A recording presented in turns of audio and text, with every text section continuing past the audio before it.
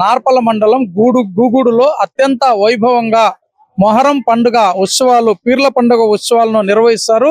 అనంతపురం జిల్లాకే తలమానికంగా జరిగేటువంటి ఈ గూగూడు మొహరం ఉత్సవాలను తిలకించేందుకు వెళ్దాం. ప్రస్తుతం ఇదే మొహరం ఈ గూగూడు ఏదైతే పీర్ల చావడి ఉందో ఆ పీర్ల చావడానికి వెళ్ళడానికి ఉన్నటువంటి మార్గం చూస్తున్నాం. పెద్ద ఎత్తున భక్తాదులు అక్కడికి వెళ్లి ఆ పీర్లను కూడా ముక్కుకొని ఆ పీర్ల మొహరం పండుగ యొక్క ప్రత్యేకతను చాటేటువంటి విధంగా కూడా చూస్తున్నాం. ఇదే ప్రస్తుతానికి ఈ దారి.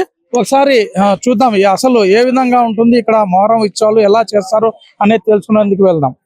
స్వామి యొక్క ప్రత్యేకత ఇంత పెద్ద ఎత్తున భక్తులు వస్తుంటారు. అసలు ఏంటి ఇక్కడ ప్రత్యేకత ఏంటి? ఎంతమంది భక్తులు వస్తారు? ఇప్పుడు మనం ప్రస్తుతం గూగూడు కులాస్వామి మకానంలో ఉన్నాము. నా పేరు డి షాకిర్. ఇక్కడ అర్చకునిగా పనిచేస్తున్నాను. ఇక్కడ భక్తాదులు ఈ రోజు 4వ రోజు. ఈ రోజు భక్తాదులు అధిక సంఖ్యలో పాల్గొన్నారు. కాకపోతే ఆదివారం కావడం వల్ల చాలా అధిక సంఖ్యలో భక్తాదులు పాల్గొన్నారు. ఇక్కడికి రావడానికి భక్తులు ముఖ్యంగా కారణం ఏమంటే కోరినటువంటి కోరికలు తీరుస్తాడు. పిల్లలు సంతానం లేనటువంటి వాళ్ళకు సంతానం ఇవ్వడము, ఉద్యోగం లేనటువంటి వాళ్ళకి ఉద్యోగము, వాళ్ళ కోరికలు స్వామి తీరుస్తున్నాడు. కాబట్టి భక్తులు ఇంత పెద్ద సంఖ్యలో వస్తున్నారు. ఈ రోజు మాక్సిమం గా ఒక 50,000 దగ్గర 50,000 పై మాటగానే వచ్చింటారు.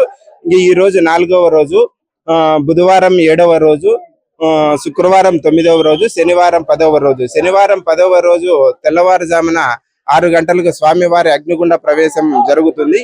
ఈ అగ్నిగుండ ప్రవేశం తిలకించడానికి భక్తాదులు తమిళనాడు, కేరళ, కర్ణాటక, ఆంధ్రప్రదేశ్, తెలుగు రాష్ట్రాల నుండి కూడా, కర్ణాటక నుండి కూడా అదే విధంగా పెద్ద సంఖ్యలో భక్తాదులు అగ్నిగుండ ప్రవేశాన్ని తిలకించడానికి హాజరవుతారు. ఇవి చూడడానికి చాలా 2 కళ్ళు చూడడానికి అంత కనువిందుగా ఉంటది.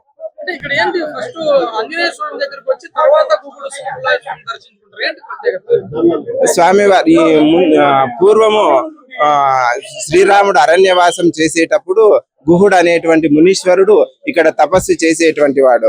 అరణ్యవాసం చేసేటప్పుడు హనుమంతుడు శ్రీరాముడు రాకకి ఇక్కడికి రావాలని స్వామి వారికి మునీశ్వరునికి చెప్పింటాడు. స్వామి ఎంతకీ ఇక్కడ రాకోకుండా ఉంటే మునీశ్వరుడు అనేటువంటి గుహుడు ఇక్కడ అగ్నిగుండము ఆహుతి కావాలని అగ్నిగుండానికి చితి పేర్చుకున్నాడు. స్వామి వారు ఆంజనేయ స్వామి దివ్య దృష్టితో చూసి ఇక్కడికి వచ్చి ఆంజనేయ స్వామిగా ఇక్కడ ఉండిపోయినాడు అనమాట. అక్కడ ముక్కొని ఇట్లా వస్తారు.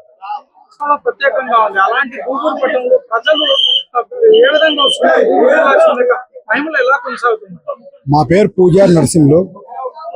పుల్లాయి స్వామి, ఆంజనేయ స్వామి అంటే మా గొప్ప దేవుళ్ళు.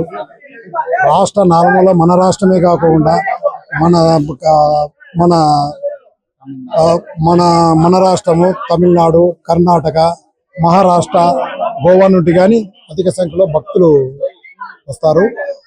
ఈయన మహిమ అట్లుండుకొని ఈ పొద్దు 4వ రోజు ఈ పొద్దు శేఖర్ పూజారి అన్నట్లు ఒక 50,000 పైమాటే దర్శించుకున్నారు. ఈ పొద్దు ఆదివారం సెలవు ఎట్లా పడింది. అధిక సంఖ్యలో ఈసారి ఏవో జనాలు మటుకు విపరీతమైన జనాలు వస్తాండ్రు. స్వాములు ముక్కులు తీసుకుంటాడు.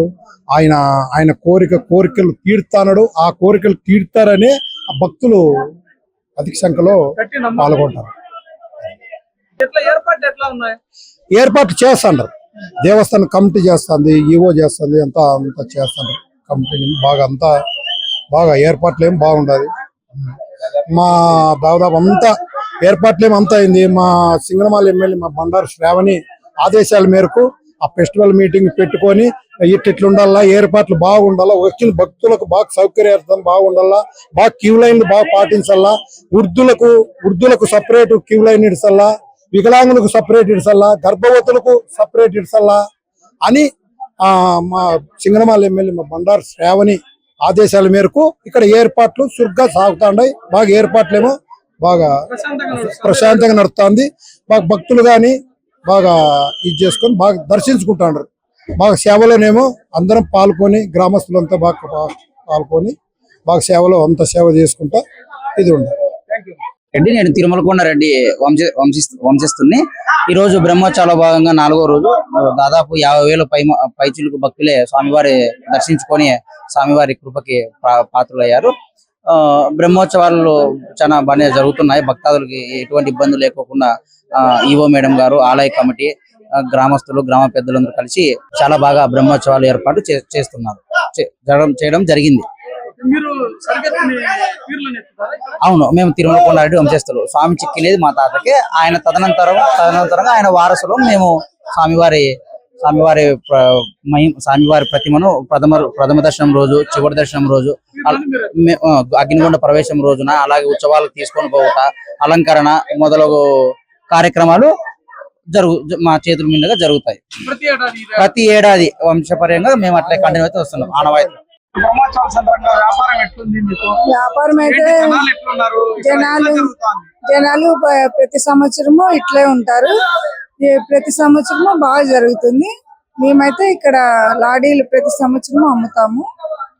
మా వృత్తి మా తాతల వంశీకుల నుండి వస్తుంది ఈ వృత్తి. మేము ప్రతి సంవత్సరం ఇక్కడ వచ్చి లాడీలు అమ్ముతాం. వ్యాపారం ఎట్లా ఉంది?